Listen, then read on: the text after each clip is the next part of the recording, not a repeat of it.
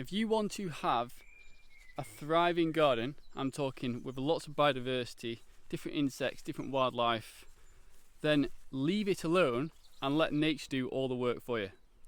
And I've experienced this both here in Spain and where I first started growing food in the UK, because there we had basically a blank field, an empty canvas that, as long as I was alive, up to that point where I started growing and took control, it was cut by the farmers every single year and basically stripped of all life.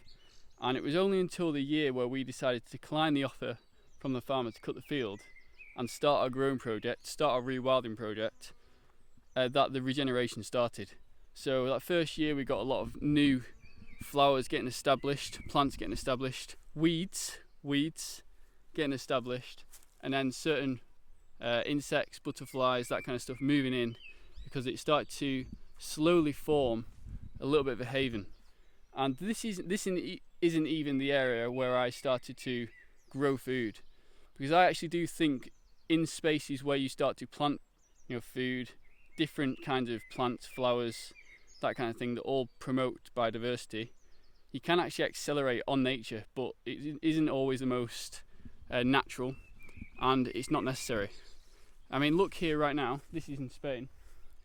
The floor is just covered with these nice yellow flowers at the moment, and after these finish flowering, we'll be left with a different colour, maybe white, maybe purple. I've just seen some white flowers over there, that's wild garlic coming up. In this natural mess of the weeds, there is just a cycle of all the natural wildflowers that keep coming up and giving something for the pollinators to come to. All I can hear when I'm walking through is just the buzzing of bees, insects, different kind of grasshoppers, locust, butterflies, all kinds of little insects which are drawn to it because of the wildflowers that are coming up naturally. And these aren't wildflowers I've scattered in. I've not sown any of these seeds. This is what comes up on its own in nature if you leave it alone. Yeah, but when you leave you just go back to the UK as the example. When you leave a piece of land for long enough, the cycles change. You actually start to see different things come up year after year, and it changes. And not only does it change in terms of the aesthetic and the flowers, but you also get different wildlife coming in, because the cycle of everything is just progressing year after year. So the first year we saw a lot of insects come back, butterflies, beetles, that kind of thing. In my opinion, like the start of the chain, the start of the ecosystem forming. And then slowly after that you get some small mammals, a lot more mice, voles, moles, and eventually to the point where you get deer and barn owls, because that's what happened in the UK.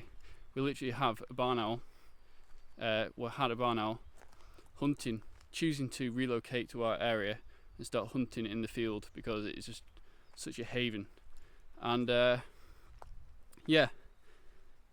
is because we chose not to do anything. That's because we chose to leave nature to do its thing, give it the time and the space to do its thing, and not intervene, not do so much. And that is the same principle that I'm applying to the growing project here in Spain.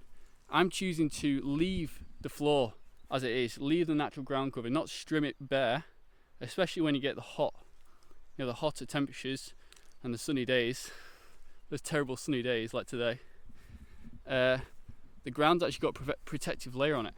The ground doesn't need us to water it so much. It just has the natural protective ground cover, which is providing not just a purpose of a ground cover, but also flowers and food for the pollinators.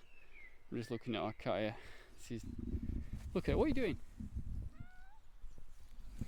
Speaking to me.